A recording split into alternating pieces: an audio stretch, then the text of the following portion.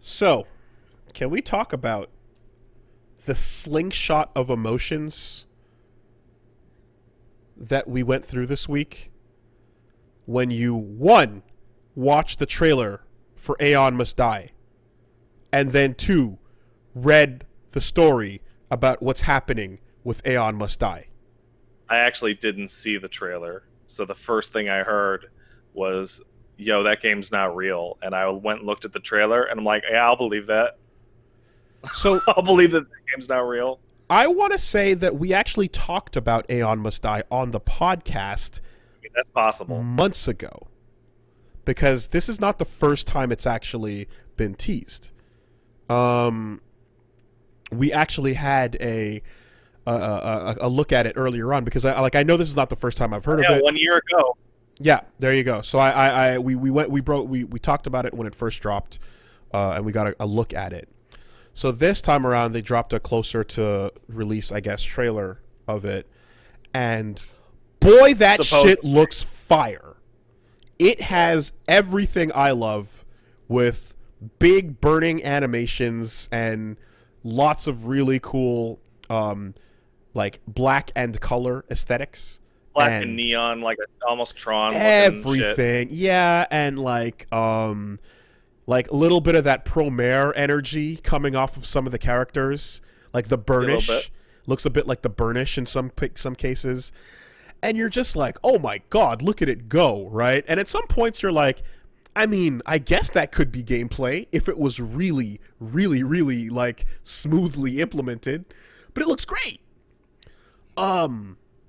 Fucking seems like a beat 'em up that emphasizes one-on-one battles. Lots of great shit happening in that, you know.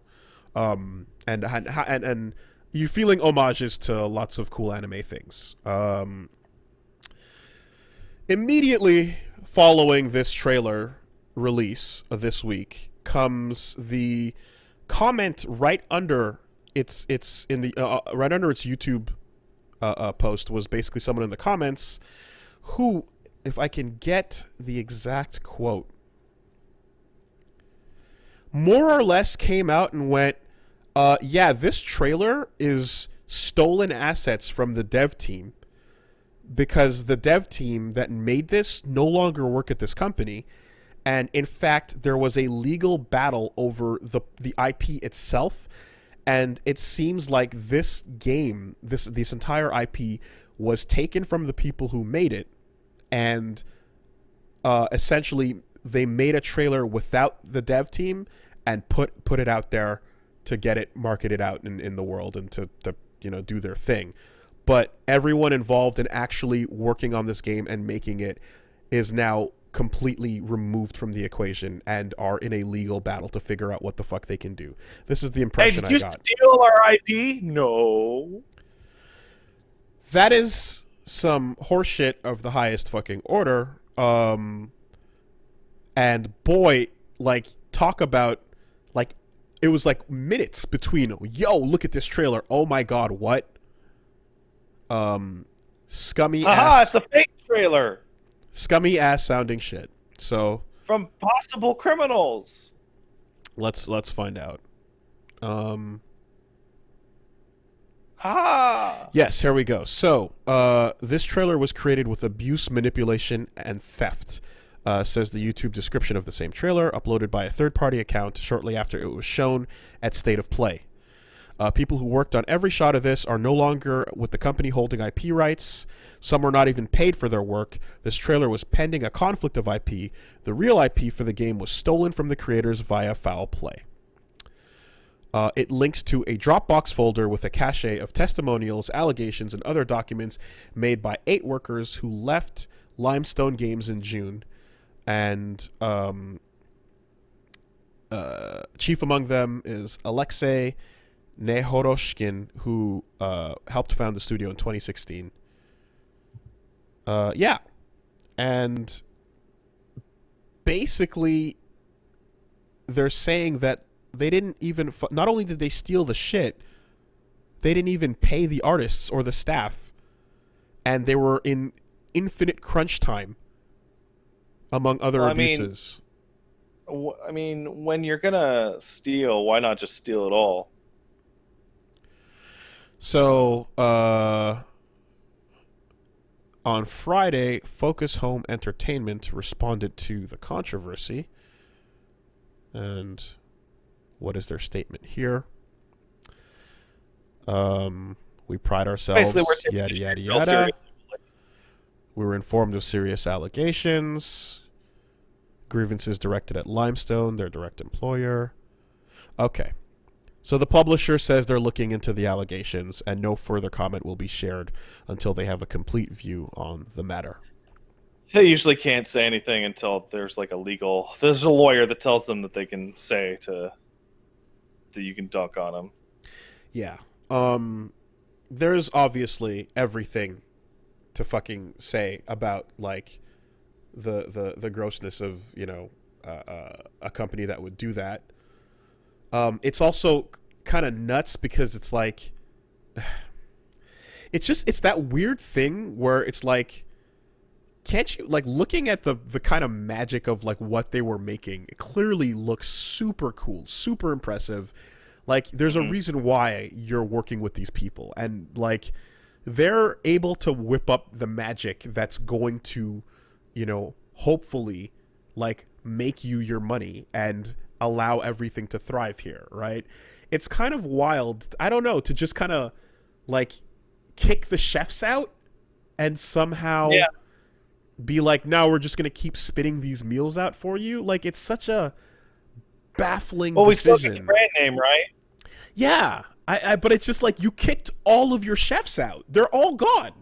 All right. Well, you don't need Gordon Ramsay. We still got the Michelin star on the menu, right? Okay, good enough.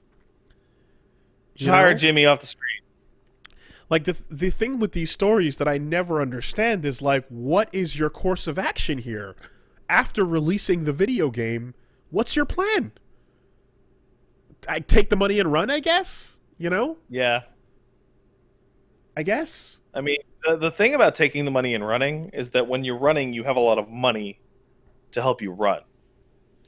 But if you didn't take the money and run, then you could have continued to, like, grow some good shit with a team of people while continuing to make money. You have the money right now. Yeah, you do. That's true. You have money right now. You don't have to wait for success. You just money. You know what's better than taking the money and running? What's that? Never spending the money to begin with. Just don't spend it? Don't even spend it on the people making the thing. Oh, man. Because you have to spend money to make money, right? But you want the money now. So supposedly. So you're trying to get that cash money immediately. But what's even better than getting the cash money immediately is not even spending it in the first place. So, oh, man, that's crazy. So you get all the money when the release comes out, but you also never spent any money. Huh. So you're in the black. You're in the double black. You know? You're fucking gangbusters on it. Don't worry, money. Your money is all that money.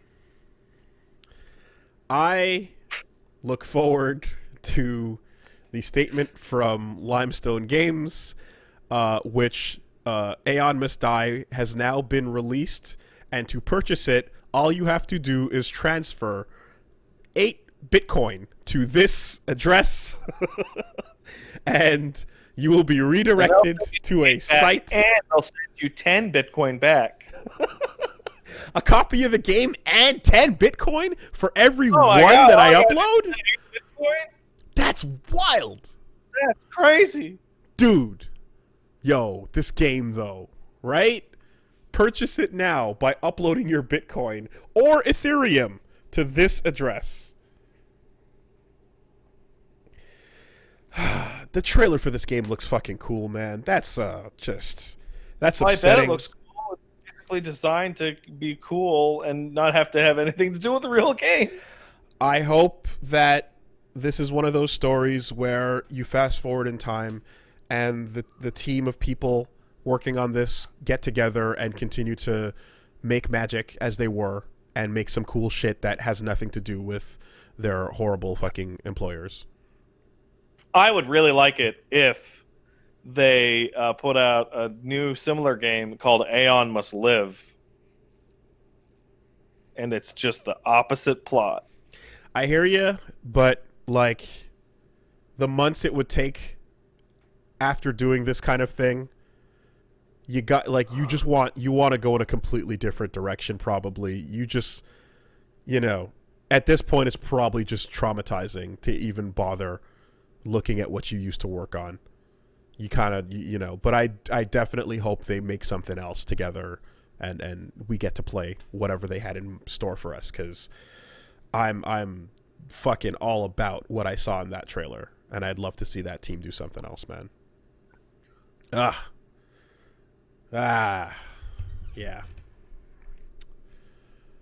Sony must feel stupid.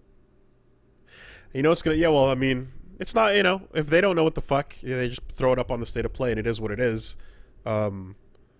It's probably embarrassing. I don't know if they're gonna get to really do anything else with this game, but I will say this: when it drops, right?